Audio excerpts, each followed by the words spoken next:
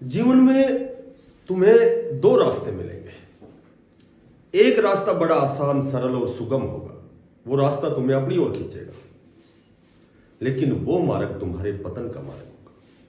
दूसरा जो रास्ता बड़ा क्लिष्ट, कठिन, दुर्गम और दुष्कर होगा। उस पर बहुत से संघर्ष होंगे, विपरीत परिस्थितियां होंगी, लेकिन उस रास्ते को तय करने के लिए तुम्हें पूरी मेहनत और मशक्कत के साथ, कठोर साधना के साथ, सही दिशा में प्रयास करते हुए अपने निर्धारित लक्ष्य को अचीव करना है। और वही मार्ग तुम्हारी सफलता के मार्ग को प्रशस्त करेगा। नमस्कार प्यारे बच्चों, देखो बहुत अच्छी खबर है सुबह सुबह की। जो हरियाणा कौशल रोजगार निगम में 103 पदों पर जो भी आपने फॉर्म भरे हुए हैं, बहुत दिन से, एक लंबे समय तक बच्चों ने इंतजार किया है, तो आज एक दो दिन में आपकी जो शॉर्टलिस्ट के मैसेज है वो आने वाले हैं। हो सकता है कि जनवरी लास्ट वीक तक, ठीक है। क्योंकि वो मैं इसलिए कह रहा हूँ कि आपकी जो भी वेरिफिकेशन थी, फैमिली आईडी, जो इनकम की वेरिफिकेशन, भाई किसके जो एनुअल इनकम 1 लाख से कम है, किसकी 1,80,000 से कम है, तो इस तरह की वेरिफिकेशन थी और वो वेरिफिकेशन लगभग आपकी कंप्लीट हो चुकी है। अब केवल आपका स्कोर तय होगा और उसके बाद आपके जो भी टैक्स मैसेज हैं वो आएंगे, उसके बाद आपके ऑफर लेटर आएंगे, ठीक है। फिर आपसे कंसेंट मांगा जाएगा, यस नो करवाएंगे, उसके बाद आपकी ज्वाइनिंग होगी। अब हम बात करते हैं, देखो जिस भी साथी के 50 नंबर है, 55 नंबर है, 60 नंबर है, तो ये तो बार बार कई बार रिपीट हो गया कि भाई 20 नंबर हटा दिए गए हैं। पहले तो उस पर थोड़ा सा केस भी हुआ था, उसके बाद वो केस सॉर्ट आउट भी हो चुका है, क्योंकि उसके बाद तो हार्ड टोन वालों की शॉर्ट लिस्ट के मैसेज भी आ लिए हैं, ठीक है। तो वो 20 नंबर कौन से हटाए गए वो भी आप सभी को पता है कि भाई 10 नंबर एक्सपीरियंस के हैं, 10 नंबर आपके सोशियो इकोनॉमिक के हैं। तो अब कहीं न कहीं सभी बच्चे बराबर हैं। बराबर का मतलब ये है कि भाई वो बच्चे तो बराबर नहीं है जिनकी एनुअल इनकम 1 लाख से कम है, उनको 40 नंबर मिलेंगे। किसी परिवार की एनुअल इनकम 3 लाख तक है तो उसको तो मात्र 20 नंबर मिलेंगे, ठीक है। 3 लाख से 6 लाख तक है तो उसको मात्र 10 नंबर मिलेंगे।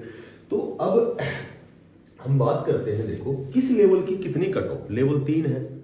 फर्स्ट लेवल में तो वो डी ग्रुप आता है, सेकंड लेवल में वो सारे कलर, ग्राम सचिव, पटवारी, फिर उसके बाद में शिक्षा विभाग के जेबीटी, टीजीटी, पीजीटी आते हैं। तो एक तो मैं सबसे पहले आपको बताता हूँ कि आपके जो शॉर्ट लिस्ट, जो सबसे पहले जो मैसेज आएंगे वो आपके जेबीटी के आएंगे, जहाँ तक मुझे जानकारी है। हो सकता है कि भाई जेबीटी के बजाय पहले टीजीटी के आ जाए, हो सकता है पहले टेक्निकल ग्रुप के आए, लेकिन जहाँ तक मुझे जानकारी है, जहाँ तक मुझे जानकारी मिली है, क्योंकि जेबीटी की खास बात यह है कि जेबीटी के पद रिक्त हैं और 2025 में मैक्सिमम रिटायरमेंट है जेबीटी के। टीजीटी के भी है, लेकिन जेबीटी के लगभग प्रदेश में 7,000 के लगभग तो कुछ ज़्यादा ही होंगे सीट वैकेंट है, ठीक है। तो अभी तो मेवात कैडर का रिजल्ट भी आने वाला है, 1456 पद, तो वो तो मेवात में रहेंगे। रेस्ट ऑफ हरियाणा में भी लगभग 7,000 पद रिक्त हैं। तो सबसे पहले जो आपकी शॉर्ट लिस्ट जो होगी, आपके पास जो टैक्स मैसेज आएंगे वो जेबीटी के, उसके बाद में टीजीटी, उसके बाद फिर टेक्निकल ग्रुप के आएंगे, क्योंकि टेक्निकल की सीटें वैकेंट हैं।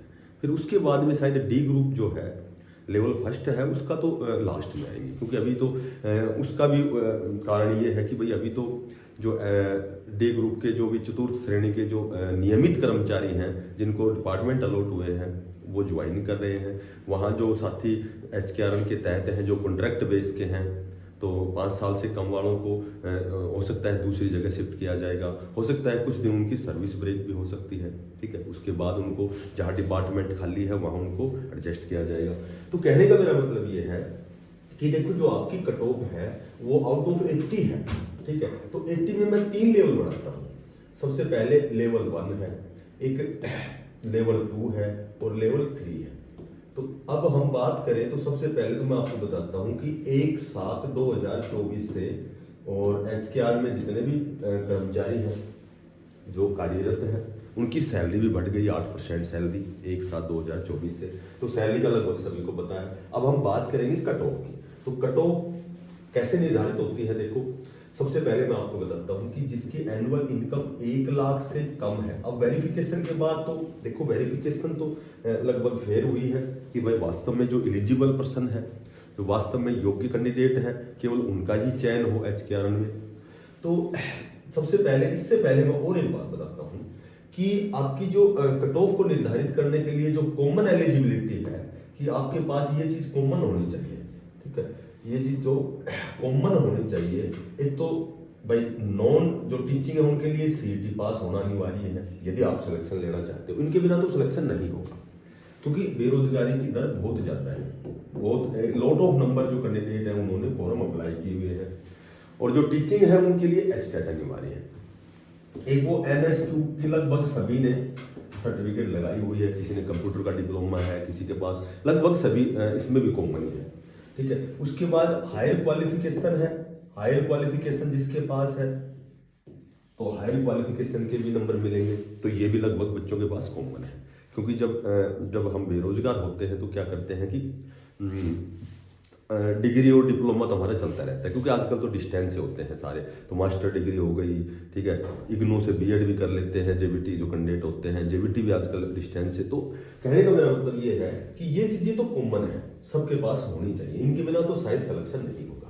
अब हम बात करें, देखो बात करें तो जिसकी जो एनुअल इनकम 1,80,000 से कम है, इसका 80,000 से कम है, ठीक है, तो उसको 30 नंबर मिलेंगे। और जिसकी एनुअल इनकम 1 लाख से कम है तो उसको 40 नंबर मिलेंगे, ठीक है। लेकिन यहाँ जो 30 नंबर वाले की जो एज है, सबको पता है कि भाई 24 से 36 जिसकी एज है उसको 10 नंबर दिए जाएंगे, और 36 से 42 वाले को यहाँ दिए जाएंगे 5 नंबर। तो कहीं ये दोनों कंडीशन बराबर है। यदि 40 नंबर आपको मिलते हैं तो चाहिए आपकी एज के 5 नंबर मिले, ठीक है। यदि आपको 30 नंबर मिलते हैं तो आपकी एज के 10 नंबर मिलने चाहिए। और ये 10 नंबर भी, ये भी एक पॉलिसी है इनके HK की, तो वो पॉलिसी में भी बदलाव किया गया है कि पहले यदि बराबर के नंबर है, दो कैंडिडेट हैं बराबर के नंबर है, तो पहले यहाँ जो प्राथमिकता है 36 साल वाले को दी जाएगी, उसके बाद 35 साल। यदि दोनों के यहाँ से 24 से 36 10 नंबर है, नंबर यहाँ कट ऑफ में बराबर जा रहा है, तो जिसकी एज 36 साल है उसको पहले प्राथमिकता दी जाएगी, फिर 35 वाले को, फिर 34, फिर 33, ऐसे दी जाएगी। जबकि यहाँ कंट्रोवर्सी है, विरोधाभास है। यहाँ तो पॉलिसी में बदलाव कर दिया, क्योंकि ये मामला संज्ञान में है, ये चला हुआ मामला है कि इसमें भी हो सकता है कि थोड़ा सा ये हो कि बहुत से बच्चे इस मांग को उठा रहे हैं कि भाई यहाँ 10 नंबर होने चाहिए, क्योंकि इनकी एज ज्यादा है तो ये 10 नंबर इनको मिलने चाहिए, इनको 5 मिलने चाहिए। क्योंकि यहाँ तो पॉलिसी क्या है कि बड़ी एज को प्राथमिकता दी जा रही है, और यहाँ क्या है, यहाँ बड़ी एज में नंबर घट गए, 5 हो गए, तो यहाँ भी कुछ न कुछ आपको जो जल्दी देखने को मिलेगा, ठीक है। इस पर भी लगातार चर्चाएं हैं, वार्तालाप, जो भी मंथन, जो भी अब बात करें हम कि ये दोनों कंडीशन तो लगभग बराबर है, तो ये तो मान सकते हो आप कि भाई लगभग आपका 95-98% आपका सिलेक्शन है, चाहे ये कंडीशन पूरी हो चाहे ये कंडीशन पूरी हो, ठीक है। और यदि जिसके पास 1 लाख से कम एनुअल इनकम के 40 नंबर है प्लस ये 10 नंबर है, उसका तो 100% ही सिलेक्शन है। बाकी वो कॉमन एलिजिबिलिटी है वो फुलफिल होनी चाहिए कि भाई CET होना चाहिए, HTET होना चाहिए, हायर क्वालिफिकेशन के नंबर होने चाहिए, तो वो तो NSQ की जो सर्टिफिकेट है उसको भी 5 नंबर का बेनिफिट है।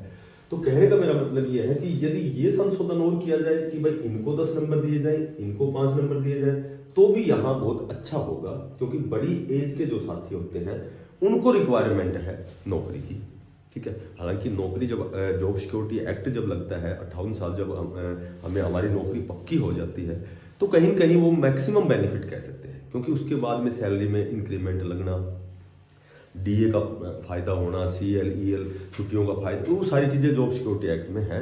लेकिन फिर भी लगभग जो टेक्निकल की जो भर्तियां हैं उसमें तो 50 नंबर भी जैसे आशा कर सकता है कि उसका सिलेक्शन हो। बाकी JBT जो है, JBT है, मैं कहूँगा कि JBT TGT शिक्षा जो विभाग है उसमें 55 और 60 वाले को मैक्सिमम बेनिफिट मिलने वाला है, ठीक है। क्योंकि जो 20 नंबर जो एक अंतर डालते थे सोशियो इकोनॉमिक के 10 नंबर प्लस 10 नंबर जो एक्सपीरियंस के, तो वो 20 नंबर हटने के बाद कहीं कहीं आपका जो स्कोर है वो 55 से 60 तक बहुत ही ज़्यादा सेम है। अभी आज हमारी जैसे 10 बजे मैथ की मैराथन क्लास है, ठीक है, 5 से 6 घंटे की क्लास, कंप्लीट टॉपिक, पूरा कंप्लीट मैथ, जिसमें आप लगभग CET में हमारा 15 नंबर का मैथ आएगा, और एस्टेट का एग्जाम है। एस्टेट में भी लगभग मेरे ख्याल से मैथ 30 नंबर का आता है जेबीटी में, तो ठीक है, बाकियों में 15-20 का भी आता है। तो आज हमारी मैथ की मैराथन 10 बजे से स्टार्ट होगी।